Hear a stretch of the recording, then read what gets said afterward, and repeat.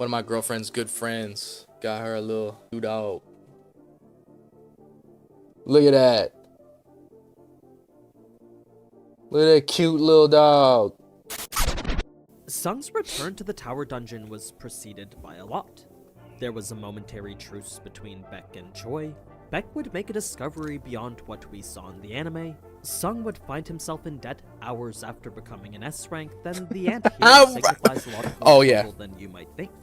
There's also an additional his system currency doesn't matter. You know what I'm saying? In the real world, it's different. It's totally different. So yeah, he needs some money. Reason for Sung's night watch, as well as other smaller details adding to the story. So, as promised, here's part 2 to everything the anime left out from season 2, episode 7. All the differences between the anime, manhwa, and web novel. I can't believe they cut out so much content. AniNews has enough time to make a part 1 and 2 video of the stuff they cut out. That is ridiculous. They cut out 40 minutes worth of content. That's crazy. But first, allow me to switch things over to the world of Haikyuu, because today's sponsor comes in the form of a refreshingly new RPG plunging you right into it. Hey, go support the ad, y'all. So, go watch it. For Haikyuu recruit taking Sung Spout Diamond. There you go. Now, to pick things up from where we left them, Sung's bout with the press had actually been interrupted by a call from Jinnah. You'd think he wouldn't even notice here, but because he was concerned it might be an emergency, Sung answered right in front of everyone. It turns out it was just Jinnah. Oh, his sister. As to what was going on. See that? Reporters would then bombard Sung with question after question, leading him to get so annoyed that he was genuinely considering summoning shadows to clear a path for him. He believed Tanker might be the most appropriate. No, bro, they would have killed somebody. Anime that Beck would offer to help Sung get away from here, but what we didn't see was the underlying reason for that offer. It wasn't just Beck offering out of the goodness of his heart, but rather a clever plan developed between him and Choi. You see, since it wasn't just them that were aware of Sung's power anymore, both knew it was only a matter of time before the other S-rank guildmasters would come rushing in trying to recruit Sung themselves. Offering bags worth of money, offering him checks, bro. They gonna try to offer him that much money. Being the case, in order to avoid more competition and limit Sung only to themselves, Beck and Choi agreed to a truce of sorts. I bet Beck and Choi ain't got no bitches either in their damn guild, you know what I'm saying? So he's like, they gonna come up to Junwoo like, yo, we got money, we got bitches, we got what you want. The US gonna roll in and try to get him? They decided they would pool their resources together, escort Sung back home privately, then use said time to discuss offers with him. At least that way, it would keep the competition between the two of them. The reason either still believed they even had a chance to begin with was because to them a guild would always be absolutely necessary for him. It didn't matter what abilities he had, because at the end of the day, he wouldn't be able to tackle high-ranking dungeons without one. So it's for that reason Choi and he could just go alone with them with his summons. At least one of them could acquire Sung. That's when Beck would offer assistance, all with the approval of Choi behind him, promising to use their expertise to get Sung out of here. Sung could tell this wasn't an empty promise, but it was completely unnecessary given what we saw next. Now, if you're wondering how it was Beck was able to get an accurate read of Sung's power here, it was all because right as he was about to jump, Sung had released a good portion of the magical energy he'd been concealing. Though the moment was barely perceptible due to how brief it was, the incredible magic power Beck was exposed to caused him to activate his Eyes of the Beast ability instinctively.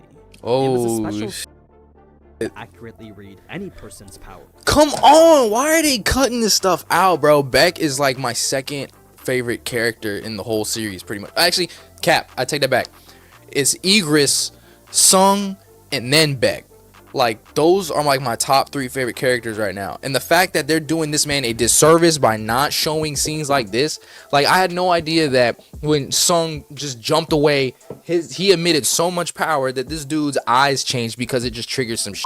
Like, come on, bro. Why are you cutting that out? Like, leave them, bro. That would have been like a cool ass little moment too. Come on. He had done the same back at the Red Gate, and now his eyes were telling him Sung was stronger. See, bro, put them in, bro. Before Beck knew he could fight Sung, albeit at the cost of a limb or two, now Sung's power dwarfed him completely. His magic now he did do it. Comparably greater. I apologize. I apologize. I thought he didn't do it. I thought they showed they didn't do it. But they didn't go into detail like of what that meant. Like how are we supposed to know? Like he didn't even say nothing. It could have put in like a little quotations that it activated. Like they could have said something. They didn't say nothing. Magic before. It was an observation which would lead him to the conclusion Sung could level up. This leads to a rather interesting I remember that. With Beck later, since with this new information that Sung had grown stronger, he said he can keep getting stronger. To learn everything he could about him. That being the case, Beck would lock himself into his office, then immediately start searching for everything he could on hunters who could grow stronger. It was the only thing he could do given his clues were limited. Show it, man. 3 hours would then be spent searching every resource available, including a special website only hunters of the highest rank had access to. As he expected though, not a single thing could be found on what he was looking for. It was a futile effort that led him to think maybe he was overreacting. Or maybe wasn't a hunter at all. With his existence defying every notion society had come to develop about hunters, Beck was starting to think perhaps Sung was just someone blessed by the gods. He truly had no idea what he was dealing with anymore. It was right as he was about to give up, though, that in a last-ditch effort, he would simply do the equivalent of Googling hunter level up ability. At first, nothing in particular came up, but after 5 more pages of scrolling, an insignificant forum post would catch Beck's eye here. It was an anonymous post on a public hunter forum. Who made this? That read like this. Now, for those who watched my cut content from Season 1, Episode 3, you'd recognize this as the post Sung made back when he first... Bruh, I'll lose my mind, if I woke up and I have a fucking menu that tells me, like, people's levels and stuff. I'd be like, oh my god. Like, I really am in a Matrix, some type of video game. If the world, if this is exactly how the world is, please tap me into it, please. Let me see the menu so I can figure out what the fuck I need to do. Let me level up, bro. Let me level up out of this shit, dog. Let me level up my life, bro. Like this shit is crazy.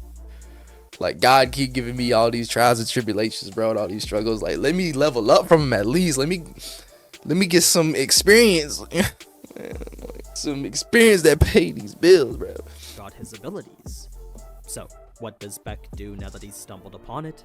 Well, he would first call on... He activated the eyes. Something huge, then have him cross-reference the date of the post with what Sung was doing that day. It only took a few moments for On to search Sung's file, after which he would reveal Sung had woken up from the hospital that day. It was news that confirmed a non-zero chance of Sung being the one who made this post. So, Beck then went to investigate Sung's file himself, examining his hunter history in its entirety. What he noticed was a very peculiar change starting immediately after the Double Dungeon incident. To Beck, this was nothing more than a vague memory, but seeing it now did remind him he was actually present that day. He may not have known who Sung was back then, but what he did know was that from that point on, he didn't even recognize him. Completely different.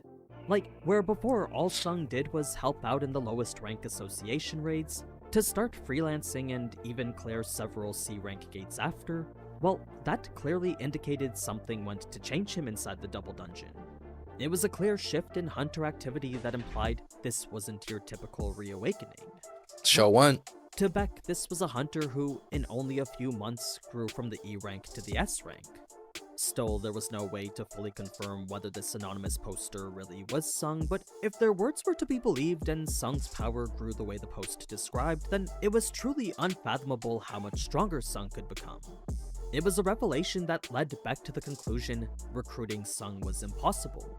He now finally understood. Never give up! Never give up, Beck! You can do it, you can do it. All it really came down to was a simple matter of why join a guild when you can easily create your own. I mean, with the powers Sung had, it really was only a matter of time before his guild would become the best. So that for Beck was a truly disheartening thought to dwell on. Such a matter quickly became an afterthought though, because when Beck started to consider the true impact of a hunter who could grow infinitely stronger, he knew it was just a matter of time before the entire world would be focused on him. Forget the impact on the global hunter community as a whole, Sung's existence was sure to change the world as he knew it. So it was for that reason that Beck knew he needed to talk to Sung more than ever now. The thing is, If he wouldn't even talk to him for such ludicrous offers, then it was likely he wouldn't talk to him for anything else. The hardest part was for sure going to be Ego getting of death. face to face with him. On still hadn't yet given up on recruiting Sung himself though, so there was a See funny that? scene in the Don't give up. manhwa where he was camped outside his apartment. Now, I can understand why the anime decided not to include all this, but it really does make Beck's knowledge so much more impactful.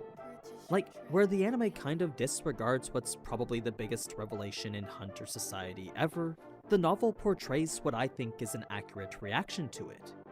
The way it loops back to an event all the way from the beginning of the series too, serves to make this scene so much more interesting. It also highlights just how insightful Beck really is. In any case, it's before we head back to the auction house. See, it's like they're cutting all depth of his character out. Quit! When season 3 comes back in, or actually before they end this season, they better do all the finishing touches and put everything in these last episodes that actually gives Beck some justice, bro. I'm literally out here just like justice for Beck. In the manhwa, Oh, a what the panel hell? would show Hwang Dong-soo's reaction to the news as well. We Alright. would see that Sung was still alive, and that would remind us the conflict with them is still ongoing. Now, the auction house contains one of the bigger portions of cut content from the episode, but it's also the least important. That being the Alright. case, rather than go through it detail by detail, I'm instead just gonna give you a more summarized version. So, Sung would take a taxi straight to the auction house from the press conference. That nigga could have Our jumped. dungeon was his #1 priority. He could have jumped there. It's here the taxi driver could tell that Sung was a hunter, so just like any normal person dealing with a hunter, he was extra careful when it came to Sung's mood. He didn't want to get on Sung's bad side since there were many hunters whose personalities could easily lead to incidents. Sung would just spend the duration of Fragile. on his phone, scrolling through social media to see his name was everywhere. It was pretty weird since this wasn't the same response when Cha got announced as He a on the feature big 2 screen, years ago. bro. As it turns out, she was able to request that the association keep her details confidential. It was a privilege Sung could have asked for himself, but didn't end up doing since he didn't even know it was an option. That's why Yeah, he brand new to all of everyone this. seemed to know all about him. They all had open access to his public hunter records. So, Sung would request for that confidentiality online, then call the auction house and prep them for the appraisal of an artifact they couldn't help but be suspicious of. In fact, if it hadn't been for Sung's newly announced S rank, any other hunter would have been laughed at and hung up on. So, Sung knew this was the exact moment he got reevaluated for. It was also those at the auction house would have to take him seriously.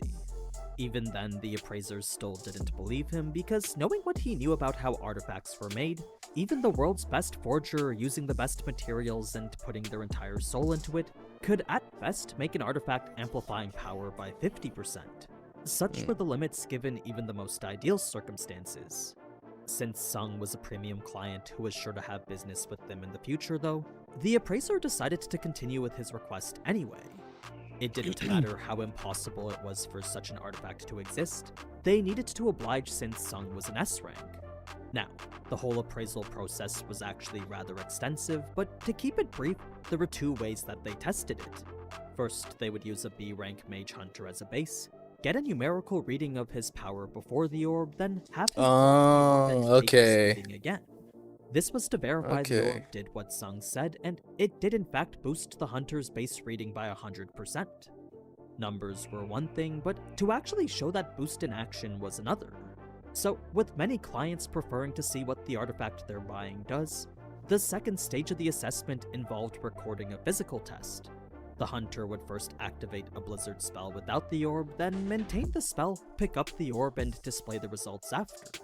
For this case in particular, the hunter had to cancel his spell almost immediately because to continue this enhanced blizzard would have frozen the entire room instantly. It had once again proven this was in fact the invaluable artifact Sung said it was. And it has unlimited uses. It has unlimited uses. The appraiser laid his hands on it. For the first time ever, he wanted to try and steal it. Had it not been an S-rank hunter providing it to him, then there was a good chance he actually might have tried to. In any case, the appraiser was eager to at least proceed with the sale since the 5% commission on it was sure to make him and the others rich. Sung first asked to peruse the artifacts they had to buy though, since he wanted to make sure that they had what he needed. As it turns out, the type he was looking for was actually one of the most common out there. He just couldn't find it online due to how expensive they were.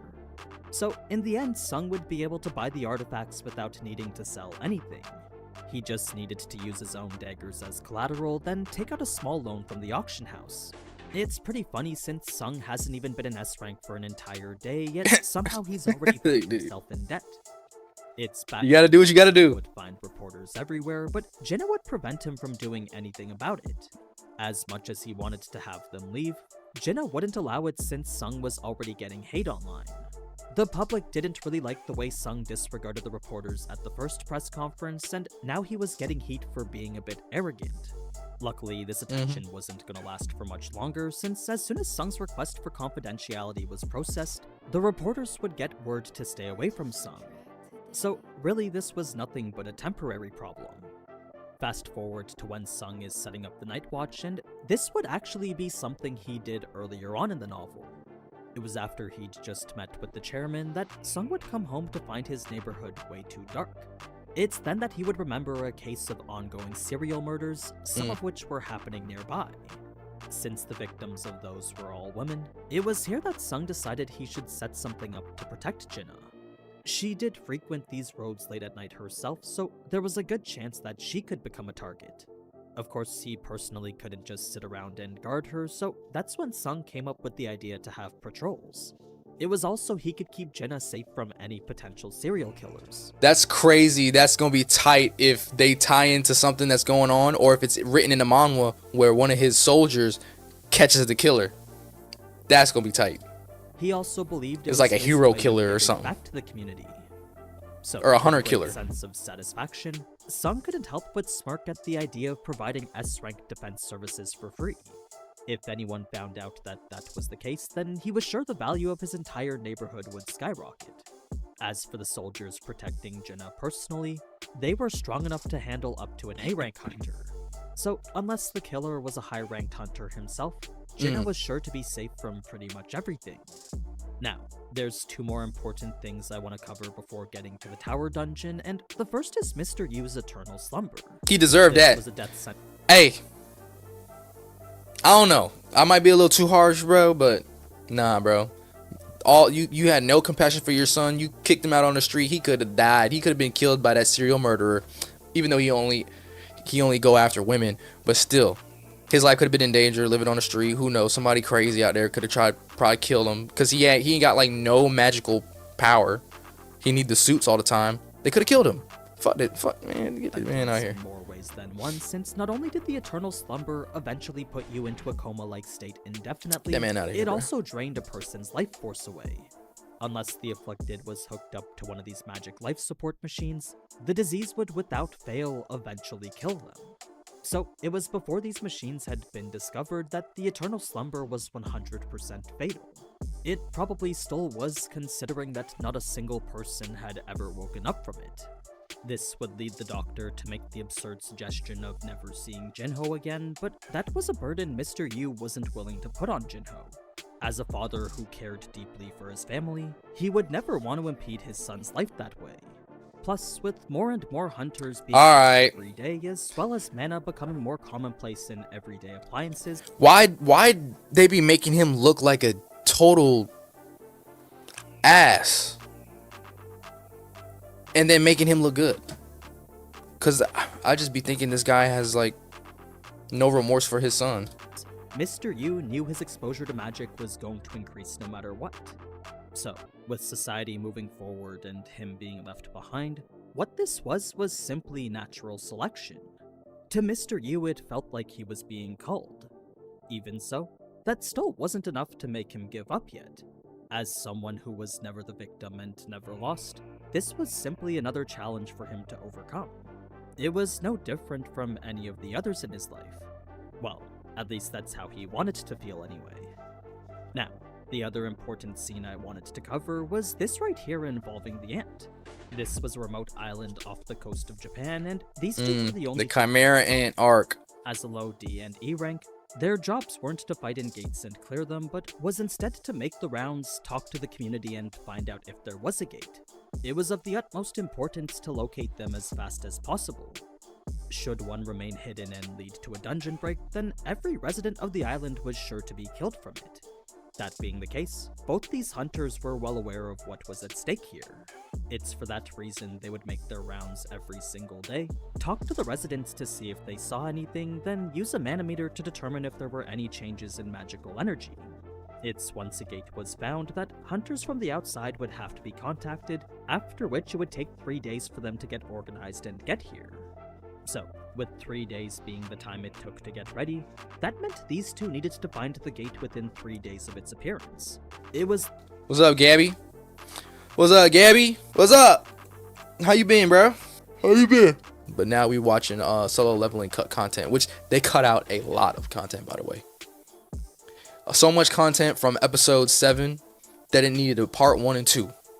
That much they didn't cut out. That's crazy.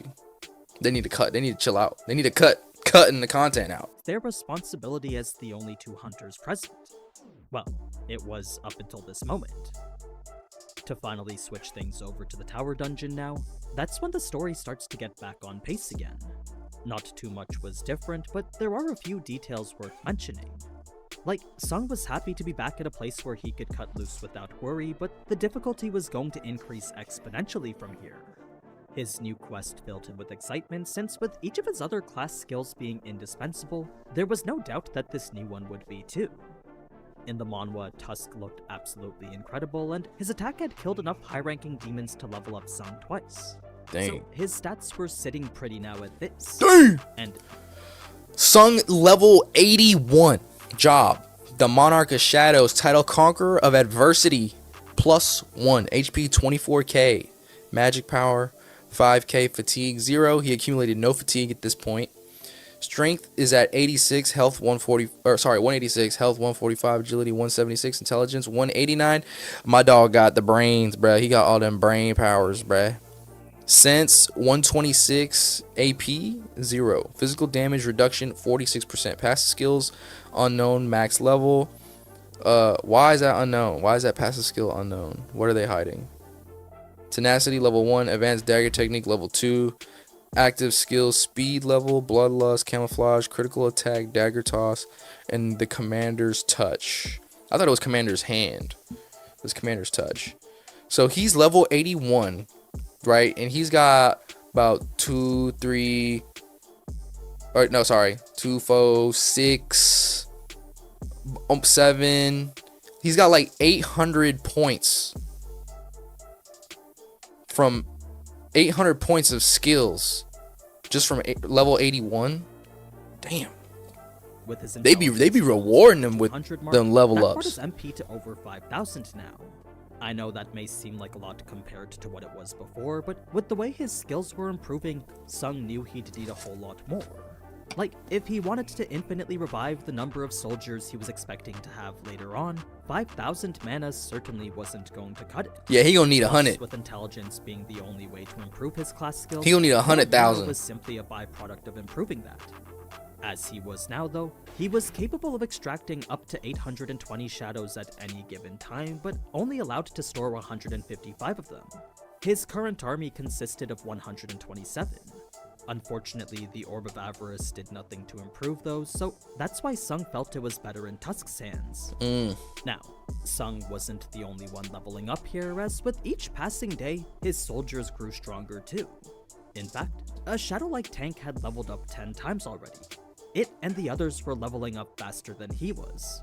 Getting to floor 80 was pretty smooth sailing, but it's after that that things started to get a bit tricky. That's where I'm gonna end things off, so next episode I'm sure we'll get to cover the rest of the tower dungeon.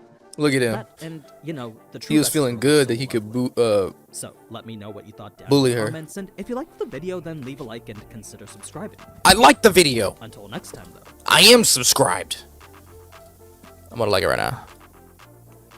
Yo, subscribe to AniNews for all your cut content and other anime needs. But this is the only reason why I ended up following this account, because they got some really good ad cut content videos. I'm telling you.